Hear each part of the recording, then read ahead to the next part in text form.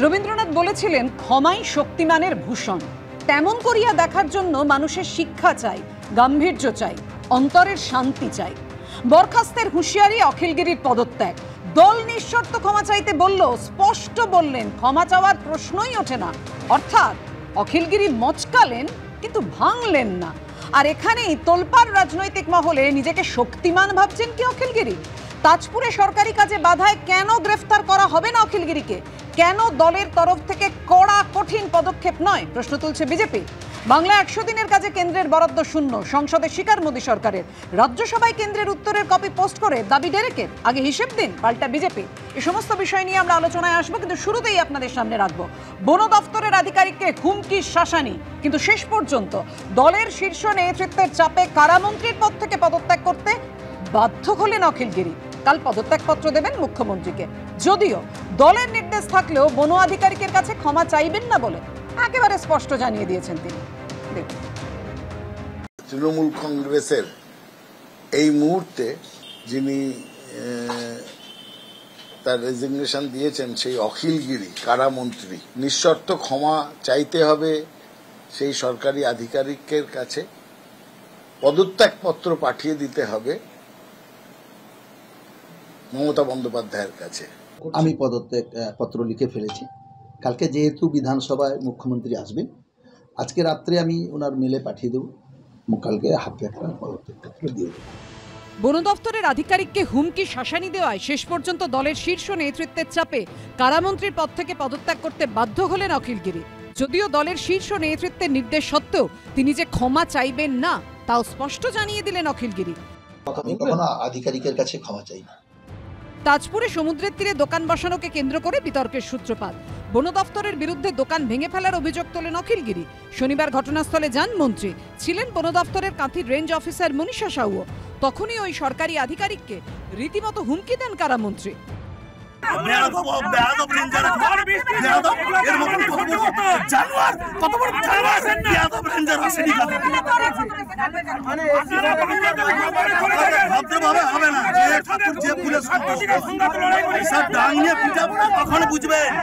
বেয়াদব, লাঠি দিয়ে মার, 7-8 দিনের আয়ু। শনিবার এভাবেই কাঁথির রেঞ্জ অফিসারকে অকথ্য ভাষায় আক্রমণ করে তুমুল বিতর্কের মুখে পড়েন কারামন্ত্রী অখিলগিরি। এরপর রবিবার মন্ত্রীর বিরুদ্ধে কড়া পদক্ষেপ নেয় তৃণমূল শীর্ষ নেতৃত্ব।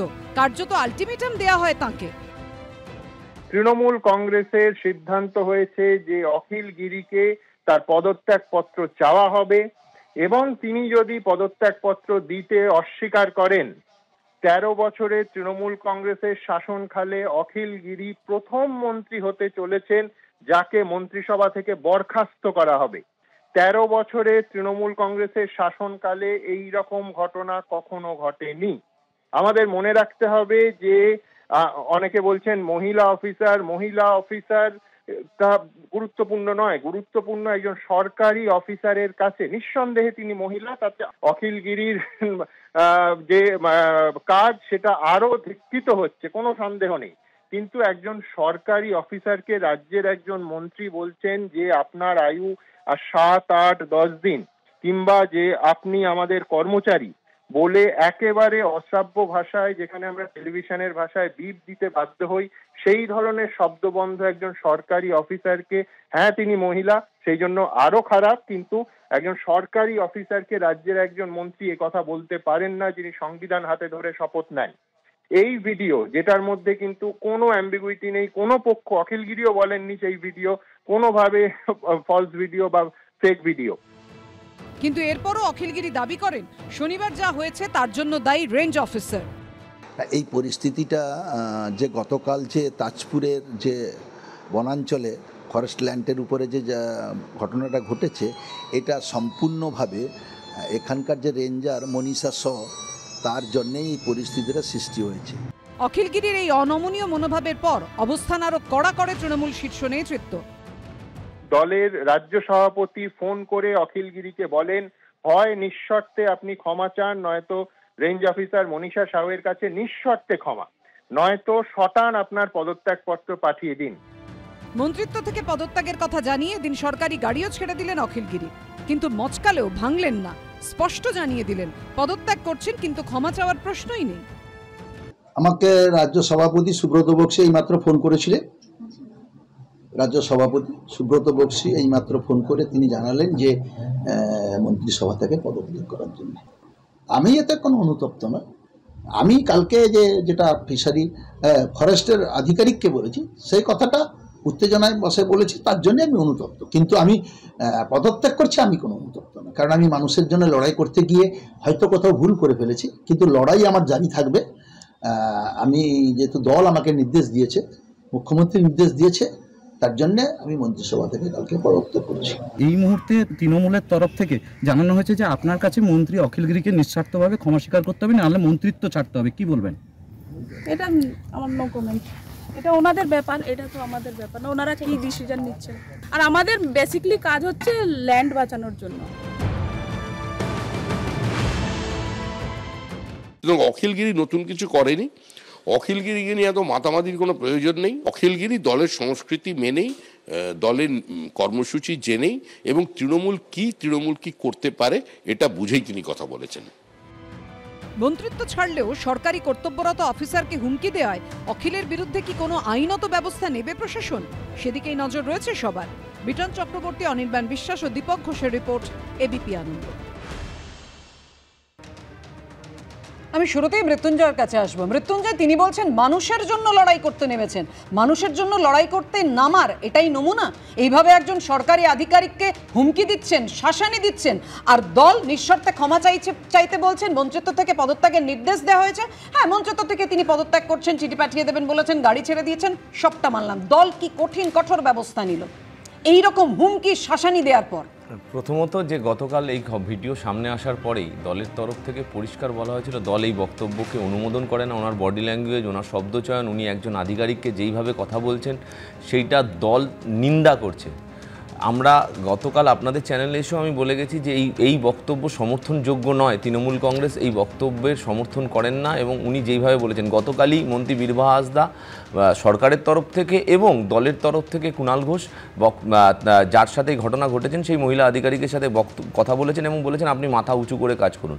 দ্বিতীয় কথা হলো, দেখুন আজকে তৃণমূল কংগ্রেস এই যে ভুল, তৃণমূল কংগ্রেস করতে গিয়ে কেউ যদি কোথাও ভুল করে বা অন্যায় করে, সেটা তৃণমূল কংগ্রেসের এই ভুলটা স্বীকার করার সৎসাহস আছে এবং এই ভুলটা সংশোধন করার মতো সদিচ্ছা কিন্তু একমাত্র ভারতবর্ষে এই মুহূর্তে একমাত্র একটি দলেরই আছে, সেটা হলো তৃণমূল কংগ্রেস। আমরা বিরত করছি। রাষ্ট্রপতির বিরুদ্ধে যখন কুমন্তব্য করেছিলেন এই অখিলগিরি, তখন কিন্তু ক্ষমা চাওয়ার মতো সেই সৎসাহস দেখাননি। খোদ মুখ্যমন্ত্রীকে অস্বীকার করতে হয়েছিল, ক্ষমা চাইতেন। না না, ভুল হচ্ছে কোথাও। উনি ক্ষমা চেয়েছেন, আমার বলা স্টেটমেন্ট আছে এবং মুখ্যমন্ত্রী ক্ষমা চেয়েছেন। উনি ক্ষমা চেয়েছেন। তুমি আরেকটা কথা বলো, তুমি বলছো যে মাথা উঁচু করে কাজ। হ্যাঁ ঠিকই তো, মাথা উঁচু করে কাজ করার কথা অখিলগিরি বলছেন। তুমি বডি ল্যাঙ্গুয়েজের কথা বলছিলে না, সেই শরীরী ভাষাই অখিলগিরির দেখা গেছে। তিনি বলছেন যে আমি ক্ষমা চাইবো না, আমার রাজনীতি জীবনে কোনো আধিকারিকের কাছে ক্ষমা চাইনি। এই তো তার মাথা উঁচু করে কাজ করার নমুনা। উনি কি ওনার বক্তব্যকে, ওনার এই কথাবার্তাগুলোকে দল অনুমোদন করে না বলেই দল বলেছে যে আপনি রেজিগনেশন পাঠান। দল তো বলেছেন সরকার থেকে তো তার মানে আমাদের শীর্ষ নেতৃত্ব থেকে আমাদের বক্তব্য তো স্পষ্ট করে বলে দেওয়া হয়েছে। কিন্তু আপনি বলুন, আজকে ভারতবর্ষে ব্রিজভূষণ সিং এর বিরুদ্ধে ধর্ষণের অভিযোগ ওঠে, প্রধানমন্ত্রী তাকে পাশে বসিয়ে নিয়ে সংসদে থাকে। শুভেন্দু অধিকারী একজন আধিকারিককে বলছেন, পুলিশ আধিকারিককে খালিস্তানি, একজনকে বলছে শুয়োরের ড্যাশ শব্দ বলতে পারছি না। ভারতবর্ষের রাহুল গান্ধী বিরোধী দলনেতাকে তাকে বলছেন যে একটা শব্দ ব্যবহার করছেন, সেই শব্দচয়ন এখানে ব্যবহার করছেন বিরোধী দলনেতা পশ্চিমবঙ্গের। আমরা তার কি ব্যবস্থা নেওয়া? আমরা জাস্টিফাই না, জাস্টিফাই না তৃণমূল কংগ্রেস। আপনি আমার তাহলে বিরোধীদের কথাতেই কার্যত শিলমোহর পড়ে গেল নাকি যে পুরোটা আইওয়াস তৃণমূল? আমি একটা লাইন বলে নি, আমি যে বললাম যে তৃণমূল কংগ্রেসের সদিচ্ছা আছে, যে এই ভুলগুলোকে সংশোধন করার মতো সৎসাহসও আছে। আমাদের এটা অন্য রাজনৈতিক দলের উদাহরণটা টানলাম, এটা যারা আজকে সারাদিন ধরে এই বক্তব্য দিচ্ছে গতকাল, তারা কি করেছে? প্রথম কথা হচ্ছে যে তৃণমূল কংগ্রেসের এটা কমপ্লিটলি আইওয়াস। তার কারণ আপনি মনে করেন যে মাননীয় সরকারি কর্মচারীর প্রতি উনি এই আচরণ করেছেন, যার জন্য এই বৃহত্তর তৃণমূলের লোক দেখানো ব্যবস্থা, সেটা রাষ্ট্রপতির ক্ষেত্রে কেন হয়নি? এই কারণটাকে খুঁজলেই আপনারা সব স্পষ্ট হয়ে যাবে। এই কারণটা হচ্ছে এর মাঝখানে লোকসভা নির্বাচন ঘটে গেছে। অখিলবাবুর ইন্টারেস্টেড ছিলেন উনি লোকসভায় টিকিট পাবেন, সেটা উনি পাননি, ওনার ছেলেও পাননি। সেজন্য উনি কোমর বেঁধে নেমেছেন এখন রামনগরে। উনি যে ভোটে জিতেছিলেন, এবার দেখবেন লোকসভার ফলাফলে ওদের ক্যান্ডিডেট উত্তম বারিক প্রায় 10,000 ভোটে হেরে গেছেন। তারপর থেকে তৃণমূল কংগ্রেস রাস্তা খুঁজছিল কি করে ওকে ওখান থেকে সরিয়ে দেবে, এবং সেটার জন্যই এক ঢিলে দু পাখি মারা। এখানে তৃণমূল কংগ্রেসের কোনো উদ্দেশ্য নেই যে মহিলা কর্মীকে সম্মান জানানোর বিষয় বা সরকারি কর্মীর প্রতি কী ধরনের মন্ত্রীর আচরণ করা উচিত, সেইটা যদি উদ্দেশ্য থাকতো তাহলে অ্যাকর্ডিং টু দ্য ল যা অ্যাক্ট করার তাই এতক্ষণে করা উচিত ছিল। রাষ্ট্রপতিকে যে ভাষায় উনি আক্রমণ করেছিলেন, তারপর একাধিক মিডিয়া দিনের পর দিন দেখিয়েছে ওনাকে গ্রেপ্তার করা হয়নি, এখনো গ্রেপ্তার করা হয়নি, এখনো পর্যন্ত পুলিশ ওনার এগেনস্টে একটা এফআইআর রুজু করেনি। আজকে যদি বিরোধীদের ভারতীয় জনতা পার্টি বা সিপিএম এর বা অন্য যে কোনো রাজনৈতিক দলের কেউ করতো, তার বাড়িতে গভীর রাতে 2000 পুলিশ পৌঁছে যেত, তাকে তুলে নিয়ে আসতো, তাকে গ্রেপ্তার করে জেলে পুরে দিত, তার এগেনস্টে অন্তত 250টা ধারায় মামলা হতো যাতে 17 দিন। না না একদম ঠিক, এই কথাও যেমন এক সেকেন্ড মৃত্যুঞ্জয় বলবে, না না শঙ্কুদেব এই কথাও যেমন বলছো, আবার তৃণমূল যে প্রশ্নটা তুলেছে সেটাও তো স্বাভাবিক যে শুভেন্দু অধিকারী যে কথা বীরবাহা হাসদার সম্পর্কে বলেছিলেন, একজন মন্ত্রীর সম্পর্কে বলেছিলেন, তিনি কি এই কথা বলতে পারেন? তার না দল বিরোধী পায়ের জুতোর তলায় লাগবে না, উত্তর নেবেন না। হ্যাঁ নেব অবশ্যই। এই কারণের জন্য শুভেন্দু বাবুর বিরুদ্ধে ওনারা এফআইআর করেছেন। দল আমি বলছি বিজেপি কি ব্যবস্থা নিয়েছে? আমি উত্তরটা দিই, তাহলেই তো আপনি উদাহরণ বা দৃষ্টান্ত হিসেবে রাখতে পারেন। আগে তো উত্তরটা নিন, উত্তরটা নেই, ব্যবস্থা নেই, সারা বাংলার মানুষ জানে উত্তর কি দেবে। সমস্ত এফআইআর নিয়ে ওনারা কলকাতা হাইকোর্টে গেছেন। আহা বিজেপি কি করেছে? আবার সেই একই হয়ে যাচ্ছে। নিয়ে আসুন না ওরা, দল কি ব্যবস্থা নিয়েছে? ব্যবস্থা নেবেন কেন? শুভেন্দু অধিকারী বিজেপি কি ব্যবস্থা নিয়েছে? শুভেন্দু অধিকারী এমন কোন কথা বলেননি যাতে কোনো মহিলার সম্মান হয়। মানে আপনি তাহলে সমর্থন করছেন একজন মহিলাকে জুতোর তলায় রাখার জন্য এই কথাটাকে আপনি সমর্থন করছেন? কোনো অপমানসূচক কথা বিরোধী দলনেতা বলেননি। না আর কি অপমান হচ্ছে? আচ্ছা কোর্ট তো এখনো পর্যন্ত কোনো দেখেনি, ও তখন টিভি দেখতো না, বাড়িতে বলবে আমরা মেনে নেব। এখানে প্রত্যেকই আপনারা জানেন আমাদের আর্কাইভ স্ট্রং, আমি অবশ্যই দেখানোর চেষ্টা করব। তার আগে আমি সতেরোর কাছে আসবো। 2011 সাল থেকে টানা 3 বার পূর্ব মেদিনীপুরের রামনগর কেন্দ্রের বিধায়ক অখিলগিরি, মানে অখিলগিরি জন্মলগ্ন থেকে তৃণমূলের সঙ্গে রয়েছেন এবং তিনি নিজেও বারবার সে কথা বলছেন। তৃণমূল তো দেখিয়ে দিল 13 বছরের শাসনকাল এবং দৃষ্টান্তমূলক পদক্ষেপ। হ্যাঁ, তৃণমূল এটা দেখিয়ে দেওয়ার পরে আমি সকালবেলায় মানে দুপুরবেলায় দেখছিলাম খবরটা যখন এলো সামনে, শান্তনু সেন আপনাদেরকেই বলছেন যে তৃণমূল হচ্ছে দেখিয়ে দিল আমরা কীভাবে রাজধর্ম পালন করতে পারি। ওরা দেখেই মনে মনে ভাবছিলাম যে তৃণমূল এমন একটা দল যেখানে রাজধর্মটা খালি রাজাদের ওপরই খাটে, রানীর ওপর খাটে না। কেন বলছি? কারণ এই ভদ্রলোক অখিলগিরি যে কথাগুলো বলেছেন তার সাথে মোটামুটি মৌলিক কি তফাৎ আছে বলুন তো? যখন রানীমা বলেন, যখন মুখ্যমন্ত্রী বলেন একজন পুলিশ অফিসারকে সমস্ত মিডিয়ার সামনে আপনাকে ধরে চাপকানো উচিত বইমেলায়, সেই ফুটেজও এখন আপনাদের আর্কাইভে আপনারা পাবেন। সুতরাং আমি এই কথাটা এই কারণে বলছি, কেন সরকারি আধিকারিকদেরকে তৃণমূলের মন্ত্রী বলুন বিধায়ক বলুন তারা এই মনোভাব দেখাবেন না? মমতা বন্দ্যোপাধ্যায় গোটা পশ্চিমবাংলার সরকারি কর্মচারীদেরকে নেতাজি ইন্ডোর স্টেডিয়ামে ডেকে তাদেরকে চা খাইয়ে বিস্কুট খাইয়ে বসিয়ে মাইকে ঘোষণা করেন যে আপনারা ঘেউ ঘেউ করা কুকুর। মুখ্যমন্ত্রী যাদেরকে ঘেউ ঘেউ করা কুকুরের তকমা দিয়েছেন তাদের সাথে অখিলগিরি কি খারাপ ব্যবহারটা করেছেন যা কিনা মানে উনি কেন আজকে নিজে থেকে পদত্যাগ করবেন? আমি আর একটা উদাহরণ দিচ্ছি। এখানে উনি বলেছেন মোটামুটি আয়ু বেঁধে দিয়েছে 7-8 দিন পরে 10 দিন পরে আপনাকে আর খুঁজে পাওয়া যাবে না। আমরা যেসব বুঝতে পারছি খুনের হুমকি দিয়েছেন কার্যত।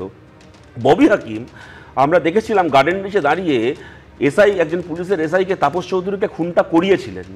সমস্ত মিডিয়াতে আমরা লাইভ কভারেজ দেখেছিলাম মানুষ খুনের। পকেট থেকে গুলি বার করে বন্দুক বার করে হরিমোহন ঘোষ কলেজের সামনে পুলিশ অফিসারকে গুলি করে মেরে দেওয়া হলো। তারপরে গোটা মিডিয়ার সামনে গোটা মানে মিডিয়ার মাধ্যমে গোটা বাংলার মানুষ দেখলো ওখানে দাঁড়িয়ে ববি হাকিম মমতা বন্দ্যোপাধ্যায়কে ফোনে বলছেন যে আসলে গুলি করেছে, গুলি না করলে ওকেই গুলি করে দেওয়া হতো। এই বলে একজন পুলিশ অফিসারকে দিনে দুপুরে গুলি করে খুন করাটাকে ববি হাকিম মমতা বন্দ্যোপাধ্যায়ের কাছে জাস্টিফাই করলেন, করে সেই ববি হাকিমকে যদি সরানো হয়েছে, গ্রেপ্তার করা হয়েছে, উত্তরোত্তর তৃণমূলে ওনার এবং মন্ত্রিসভায় ওনার শ্রীবৃদ্ধি হয়ে যাচ্ছে। সুতরাং কথাটা আমি এই কারণে বলছি যে দেখুন আজকে একটা ভিডিও সামনে এসছে, ভাইরাল হয়েছে, ওনারা একটা ব্যবস্থা নিচ্ছেন, ভালো কথা। কিন্তু বলতো আমি তো মন্ত্রী নই, কোনো কি মৃত্যুঞ্জয় তো মন্ত্রী নয়, শঙ্কুদেব পণ্ডা তো মন্ত্রী নয়।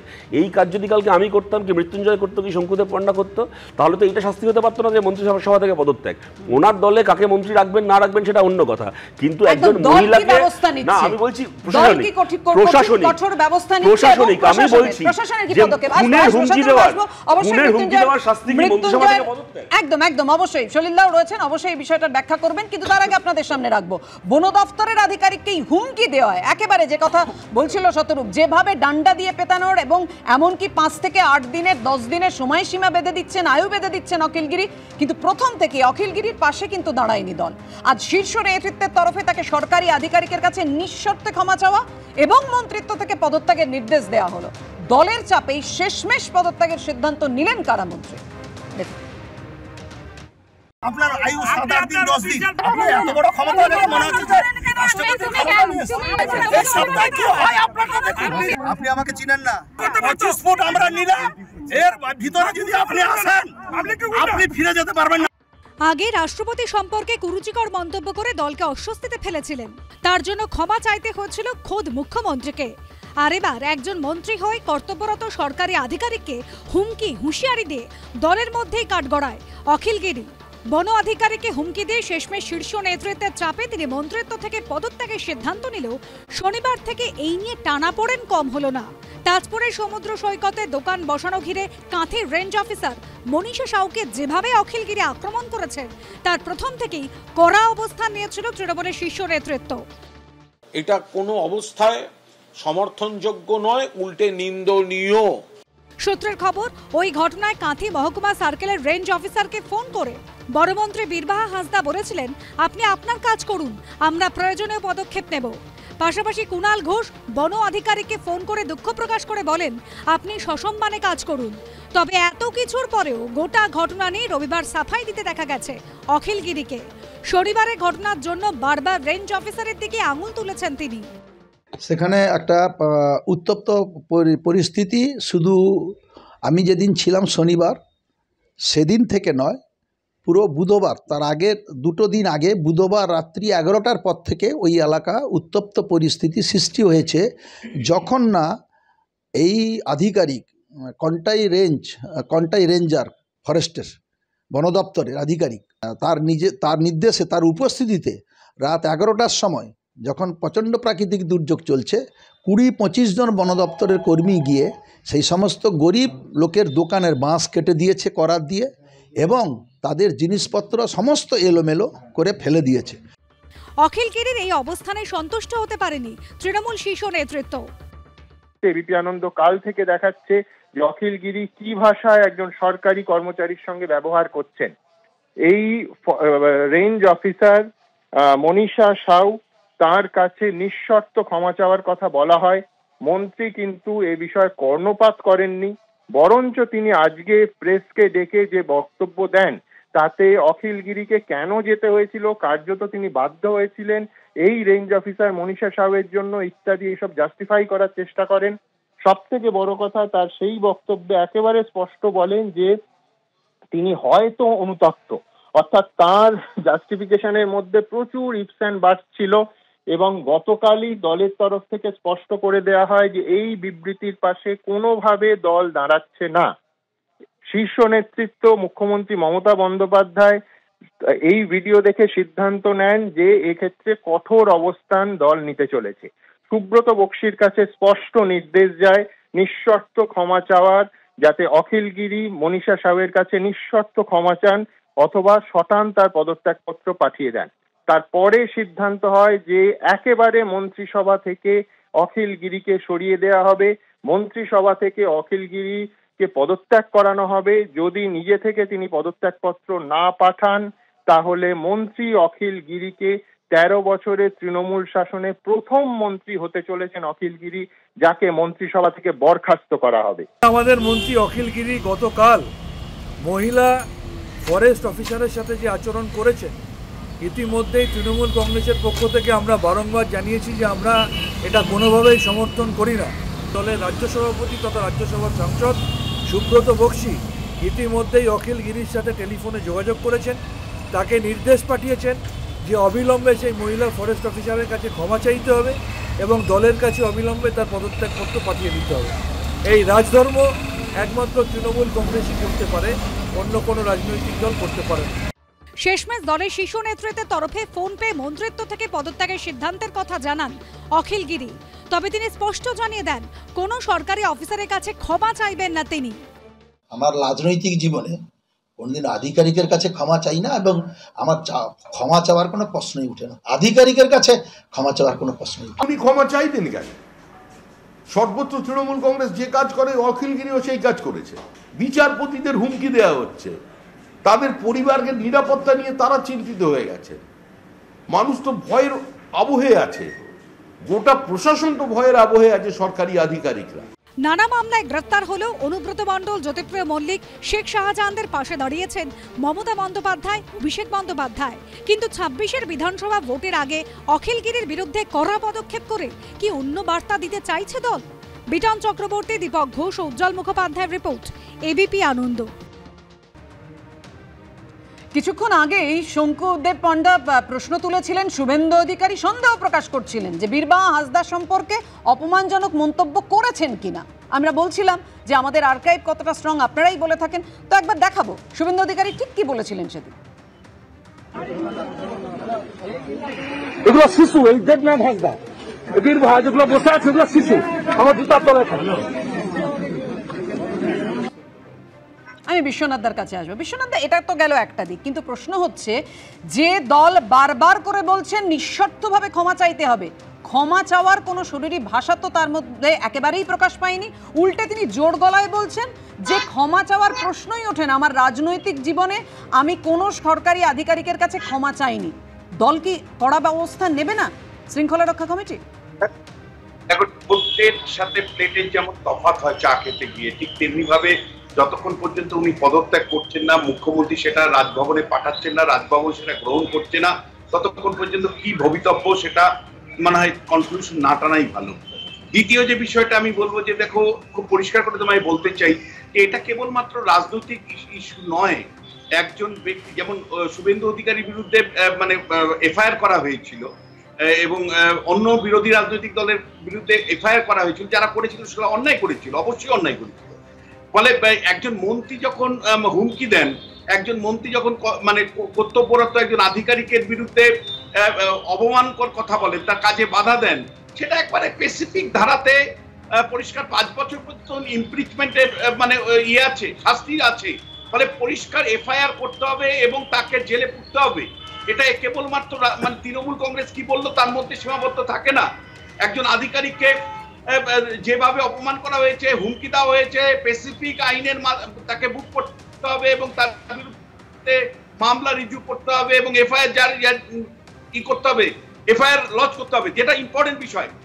মমতা বন্দ্যোপাধ্যায় কি ফিরিয়ে দিতে পারবে সেই বীরভূমের অফিসারকে, যাকে মানে যেই অফিসারের সামনে মানে ঘড়ি দেখে অনুব্রত মণ্ডল হুমকি দিয়েছিলেন, উড়িয়ে দিবেন বলে হুমকি দিয়েছিলেন? মমতা বন্দ্যোপাধ্যায় ফিরিয়ে দিতে পারবেন সেই অফিসারের আত্মমর্যাদাকে?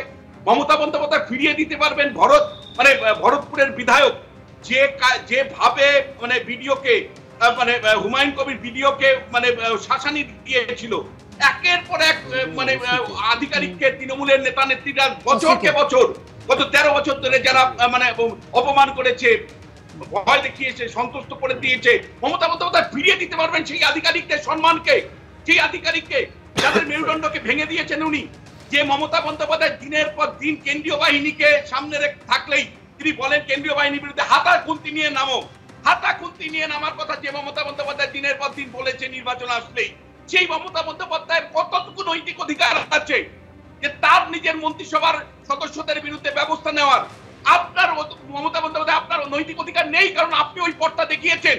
আপনি যে ধরনের হাতা খুন্তি নিয়ে কেন্দ্রীয় বাহিনীর বিরুদ্ধে দিনের পর দিন উস্কানিমূলক কথাবার্তা বলেছেন, আজকে তারই এক্সটেনশন রূপ আপনার দেখতে পাচ্ছি এই অখিলগিরির বিরুদ্ধে। কেন আপনি সেদিন ব্যবস্থা নিতে পারেননি অখিলগিরির বিরুদ্ধে? যেদিন মানে রাষ্ট্রপতির বিরুদ্ধে বডি শেমিং ওয়ার্ড ইউজ করেছিল, রাষ্ট্রপতি ভারতবর্ষের রাষ্ট্রপতির বিরুদ্ধে বডি শেমিং ওয়ার্ড ইউজ করা সত্ত্বেও দিনের পর দিন আমরা যখন সমালোচনা আলোচনা সারা সমাজ থেকে এসছে, সারা দেশ থেকে এসছে, আপনি অখিলগিরির বিরুদ্ধে ব্যবস্থা নিতে পারেননি। আজকে আপনি ইমেজ তৈরি করবার জন্য এই ব্যবস্থার কথা বলছেন, কিন্তু আপনি পারবেন সেই অফিসারদের যারা বছরকে বছর গত 13 বছর ধরে মানে অত্যাচারিত হয়েছে নানাভাবে। একদম বিশ্বনাথ দা, রায়গঞ্জ হোক, কুলপি হোক বা অখিলগিরি, বারবার সরকারি আধিকারিককে হুমকি, শাসানি, ধমকি বা কখনো পুলিশ আক্রান্ত হচ্ছে, সমস্ত বিষয় আমি এই কারণে এক লাইনে রাখছি যে সেক্ষেত্রে এই অখিলগিরির ক্ষেত্রে শুধু মন্ত্রিত্ব থেকে পদত্যাগ করার কথা বলা নাকি একেবারে সার্বিকভাবে যে কড়া বার্তা দিতে দেখা গেছে মুখ্যমন্ত্রী মমতা বন্দ্যোপাধ্যায়কে বা অভিষেক বন্দ্যোপাধ্যায়কে, সেই ব্যবস্থা দল নেবে, কড়া কঠিন ব্যবস্থা নেবে দল, সেটা নিতে দেখা যাবে।